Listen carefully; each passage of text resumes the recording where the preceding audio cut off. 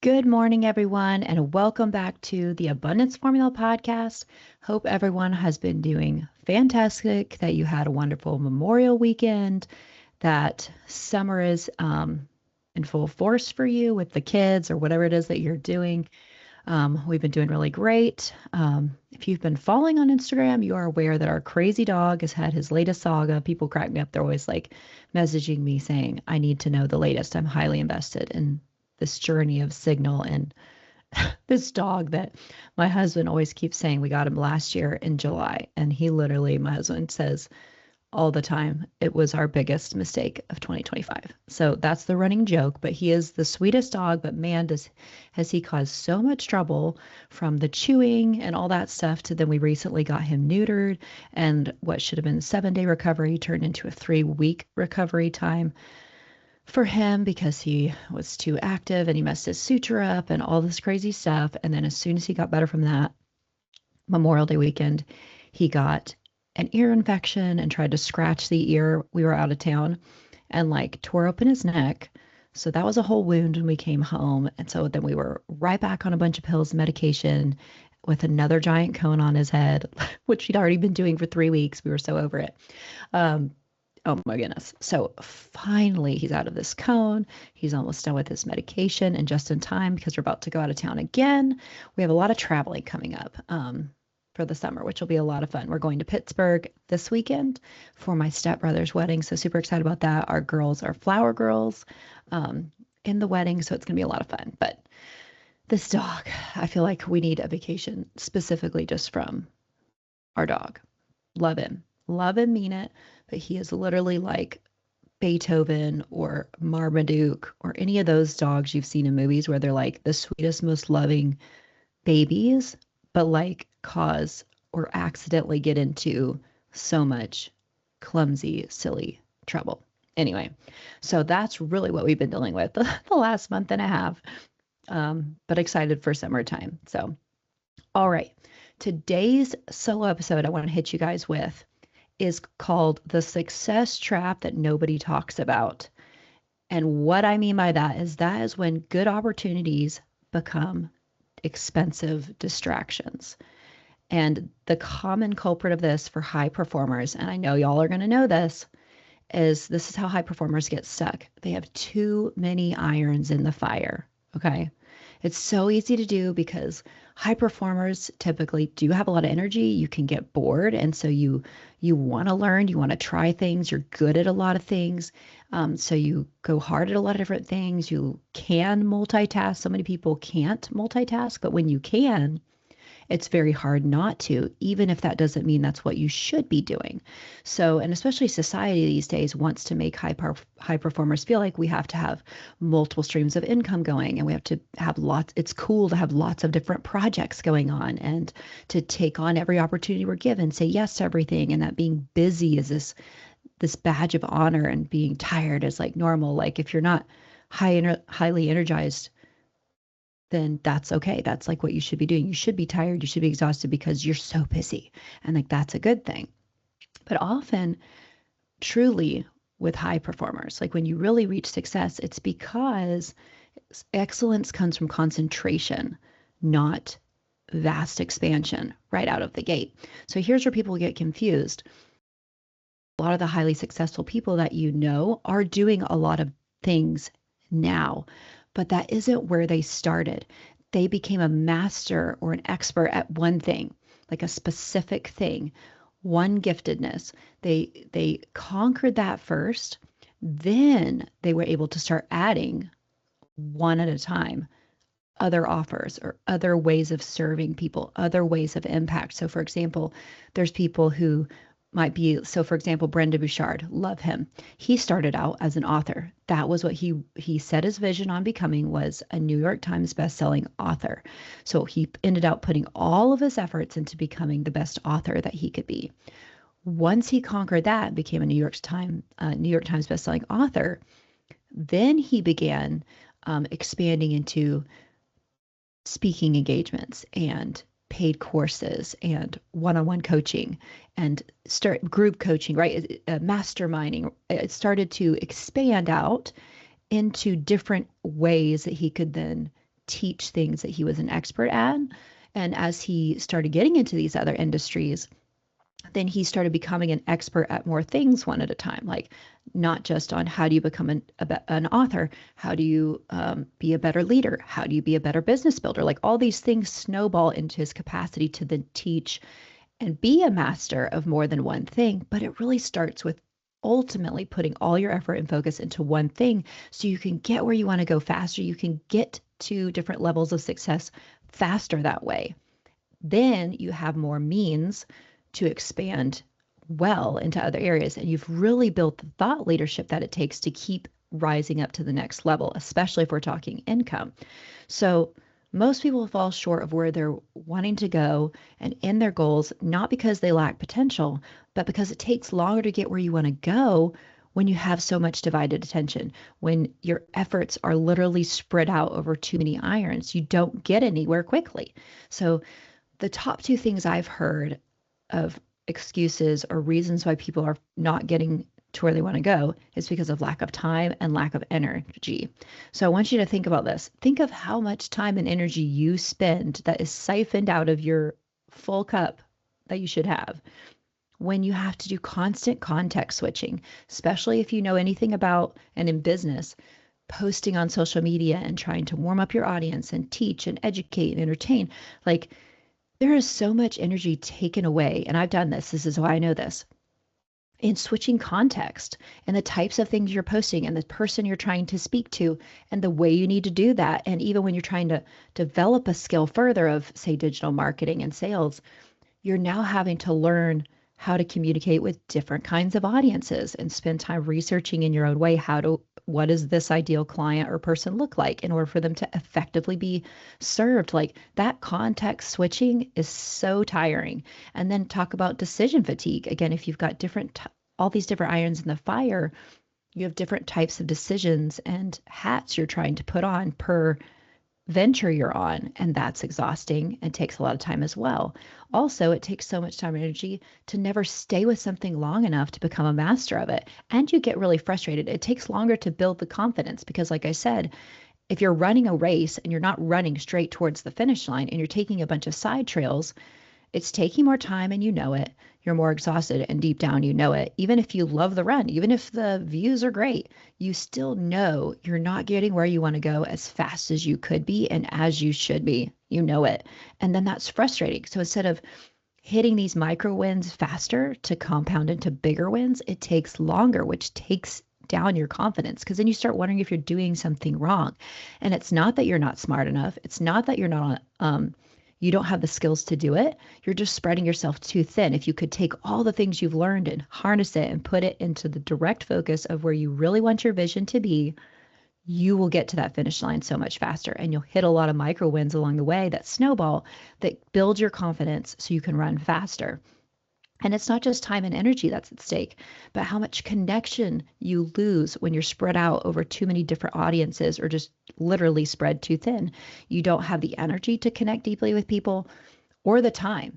And I personally experienced this as when I was doing network marketing. And so I really learned, which was amazing, so much about digital marketing, showing up on your stories, social media, how to sell there, how to communicate. And it was so much easier to do that when my audience was smaller. But as I grew my audience, because that's something I wanted to do, it was great, expanded my reach, right? But it got so much harder to truly reach out and connect with and understand the needs of an audience of 12,000 plus versus when I had an audience of 2,000. Like, I could literally make time logs to reach out directly to people and chat and connect and see what they needed, see what they liked, what kind of content do they like, what are they struggling with, like, what do they enjoy? Like, I could actually get to know my audience a lot better. And then I remember the day when I was like at over 12,000 followers on just Instagram, let alone Facebook.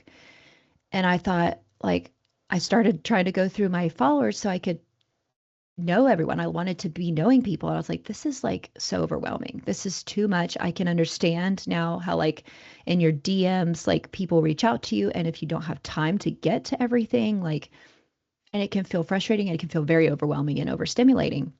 So instead of continuing to connect deeper with your audience, it's tempting to just only show up in your stories and your posts and just see who gets value from there. And that's not how I wanted to do it. And you definitely make sales faster when you can connect with people.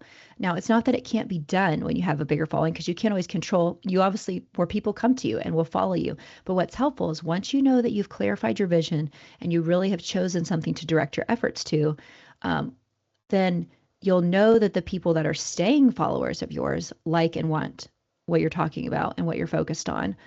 And two, if they leave, then you know they don't. And if there's people that are new and your page, your content matches what you're actually deciding to focus on now, one iron, now you know the people that are new are coming for that as well. So then when you're reaching out to people in your DMs, you know what they're there for. And if there happens to be some that aren't, then they'll either leave or they'll just tell you, but it'll be a lot less. Whereas for me before, I had irons in my fitness fire where I was, we own our own health and wellness business, my husband and I. And so I was running that, but then I'm also a practitioner. So I have people for orthotics and prosthetics that follow me and content from that regimen. Then I had personal development from the podcast. And then for a little while I did network marketing. And so that was a hair and skincare company. So then I had health and beauty people. And so then when I'm looking through my DMs to try to connect with people, I'm like, I don't really know what they're following me for. Like, what are they going to want? And again, it also makes you feel less salesy on the business side. If you already know what people are there for, that the content, then you can just connect over content instead of trying to put your feelers out to say, are you here for fitness? Are you here for health and beauty? Are you here for personal development? Like, it makes it so much easier when you can truly be focused. And it's easier for your audience as well to know why they're going to come to your page. Are they going to come to be encouraged and educated on personal development or on how to perform at a high level and be fulfilled? Like, what is their clarity? It helps them be clear. And so especially on the business end, it's a lot easier. And even if you don't have a business, it's easier to impact people when you have a clear flag of what you stand for. And it's not a ton of different things. You're going to make a lot deeper impact, and it's going to make you feel a lot more fulfilled knowing that.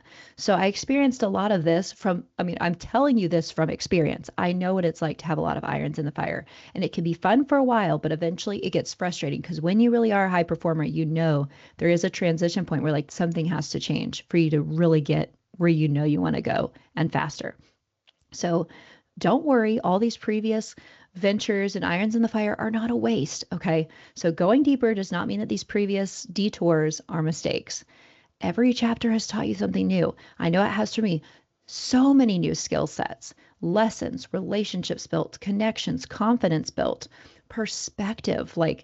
The goal isn't to regret the path that you've come from. The goal is to leverage it, okay? I want y'all to know there's purposes of some seasons. Some seasons are for exploration, and some seasons are for exploitation, okay? Meaning first you explore and you figure out what you're good at, what you enjoy, what fulfills you. All of it will be hard work, especially if it's a business. All of it will be hard work, but what work do you not feel exhausted after because it was so exhilarating to you, because it was so freeing to you, like you enjoyed it so much that time flew by, right? So explore first, then leverage what you've learned. So that's what I ended up doing is had all these different opportunities I was doing, learned so much from them, and then finally was like, okay, I've realized from doing all these different things, I learned so much about being sponsored by companies, what that looks like, how to do sponsored collaborations, monetized collaborations, trades. I learned so much about so many different things. So like the influencer world, like what it looks like to be paid as a sponsored person, not like an affiliate, but like a sponsored person. And so there's deliverables with that. Like you get paid a certain amount, you get a ton of free stuff as well. And then there's deliverables that go with that every month for your contract. Then, set up collaborations you made yourself, paid ones, traded, all this stuff. Learn so much about this, network marketing, all these different things, and then realize, okay, I would learn things from that and then I'd apply them to our own business. And I realized that not only was applying it to our own business more fulfilling to me, but I also got results so much faster. I learned so much from network marketing about how to digitally sell that I realized with how much work it took me to try to build a team of other people like me who wanted to build like I did, because you kind of hit a wall eventually at some point until you have a certain other people beneath you that are also wanting to build. That if I applied that same amount of energy and the exact same tactics, I can make 6K in 2 days. To me only, not just a percentage from it, but to me. Or I can make 10K in 2 weeks. I could start practicing. And I was like, wow, if I'm putting this towards my own product, I'm doing amazing. Like, and I don't have to count on somebody else being like a me to go do that, and that it rely on somebody else's effort continuing. I like that, So I just learned, like, but I never would have learned and become brave enough to show up in my stories. And I didn't know anything about that until I entered the world of network marketing. It was so good to push me, and in community. Network marketing is amazing to learn how to build community, to grow your following, to build friendships, to build team.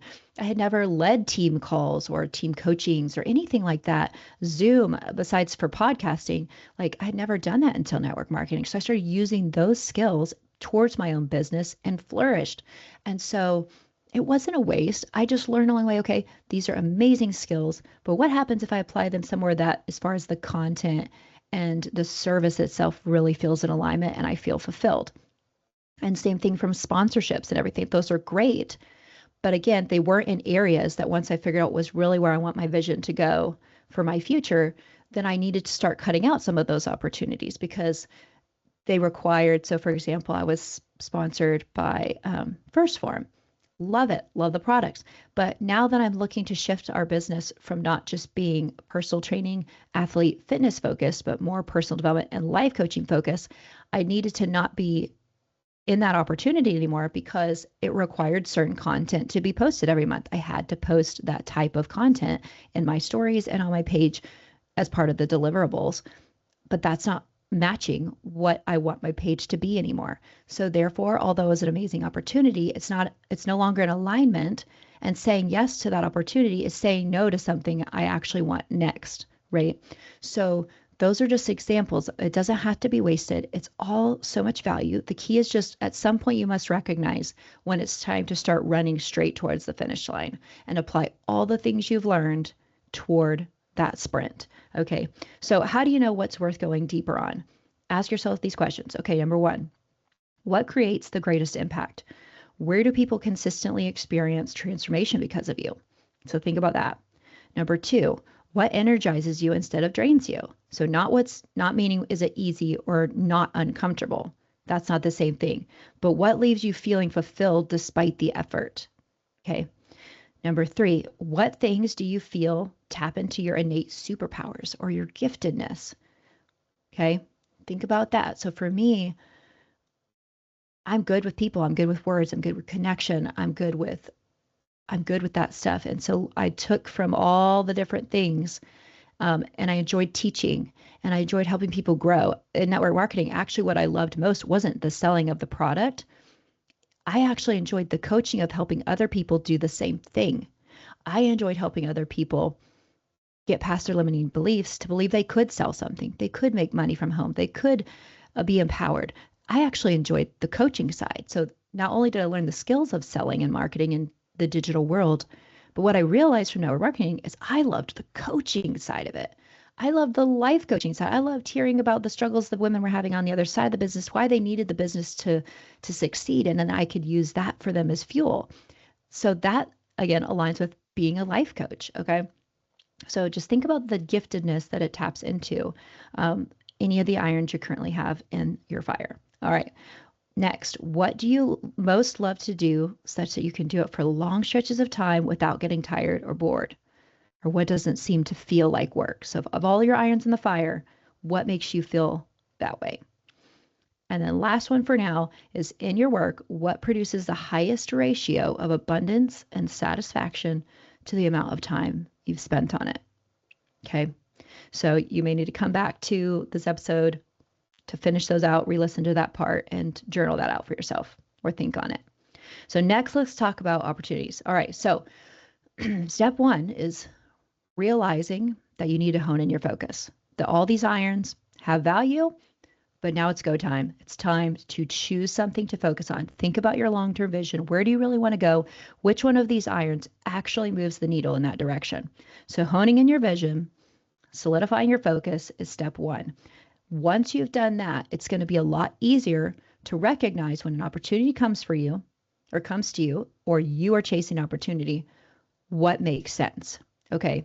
So you don't just say yes to every opportunity. You're saying yes to the correct opportunity, the one that moves you forward. So make sure the opportunity aligns with where you've decided your focus and vision should be. Every yes is a no to something else. Remember that. Okay. So make sure that anything you're saying yes to are things that deserve your yes because there's a no on the other side of that. Okay. So you want your yeses to take you closer to the finish line of the race, not a yes that takes you off a side trail. So think about that. Analogies help, right? Anytime. So, like, again, if somebody was wanting to sponsor me, that's a fitness company, and they're going to pay me money to do it, and they're going to give me hundreds of dollars of free products, which was my case, like to do that, but it's a fitness company. Although that's amazing, great opportunity, love it, can love the opportunity. But saying yes to that means it's going to throw off my personal brand. It means that I'm going to be confusing to people who come to my page, and I would lose the actual ideal clients that I'm looking to create in this high performance coaching that I'm doing now. So that would be a no for me, not because it's not an amazing opportunity and that I'm not flattered by the opportunity, but it's not actually, it's a side trail. It's not moving me towards the finish line I have at the moment. So think about this before saying yes to any opportunities that come your way. Does this align with my long-term vision? 2, does this take me deeper or wider? 3, will this create momentum or distraction? 4, what am I saying no to if I say yes to this? Okay, so just pause before you just launch into a yes and think about these things. Okay, now again, all this is relevant after you've decided what to focus on. If you haven't decided what to focus on, this is why it's hard to say no to opportunities, because you're afraid you're going to miss something. But in reality, when you get clear on what you want to focus on, then not only do you know what you want to pursue, but it's a very clear flag when something comes to you, what's in alignment and what's not. And you know how to prepare for the opportunity you want in the future. So, for example, if you were wanting to be in the fitness industry and you are wanting to be a cover model and you are wanting to be a fitness influencer and all those things, then if you're preparing for wanting future opportunities, like if you want to be a cover model, then you're going to currently work towards that opportunity. You're going to stay super in shape and be at the ready. So when somebody reaches out to you to be in a magazine, you're ready. You don't have to think, oh no, I have to say no to that opportunity because I'm not in the shape I want to be. You're going to live in the shape that you want to be that cover model, so that when you manifest that result and you get reached out to, you can take advantage of the opportunity. But if you don't know where you want to focus, then something like that might happen where you get an opportunity and you're not even ready for it because you weren't intentional about thinking forward into your future. So it's okay. Again, what I want you to know from all this, from my experience, is it is okay that you've potentially spent all these years exploring different avenues and paths and trying out all kinds of different things and opportunities, saying yes to everything to see where it takes you to build. It does build momentum for a while, saying yes to a bunch of stuff. It gets you lots of exposure, but you want it to be the right kind of exposure. Again, I gained lots of exposure over all these different platforms, but then it kind of, jumbled the audience I have, and I'm filtering through that audience now. But it's never wasted. Okay, never regret all this time. It's just time to get focused. It's not something to regret. It's just time to get focused. Okay, it's just time to raise your awareness to say, all right, now it's go time. Let's get organized. Let's hone in all these skills, all these lessons, all my failures, all my victories, all my relationships and connections, and let's harness it as fuel. Take all that experience and put it onto a path now that goes deeper and not wider. Recollect all that time, recollect all that energy that's been so thinly dispersed, and allocate it to a vision and a focus you're going to commit to. Commit to doing it for the next 6 months at least. Okay. I promise you, even in 6 months, less than 6 months really, but commit to 6 months, and you're going to get so much further, so much faster, and do more than you thought possible. I promise. And not only will you accomplish more in less time, but you will feel so much more fulfilled and confident, and you will see the impact you're making more. And I really want that for you guys. So I hope this episode was helpful. If it was, please share it with anyone that you think it could also be helpful for. Make sure you subscribe. And if you have time, it's really great when you can take the time to leave a 5-star review for a podcast. I know I do the same thing. I have podcasts that I listen to faithfully, tried and true. And I realize I've never gone on and left them a 5-star review. It's just hard to remember. You just listen to your podcast, you get driving or you get working out, you get doing whatever you're doing. And so I've totally done that too, but it is super helpful to have those 5-star reviews because guests will look and see how many reviews there are and what people are saying and things like that. So it really helps when I'm reaching out to big guests to have any 5-star reviews we can. And when you guys share it, it brings in new audiences. So please share with anyone that you know that loves personal development, is really driven, and wants to live an impactful, fulfilled, abundant life.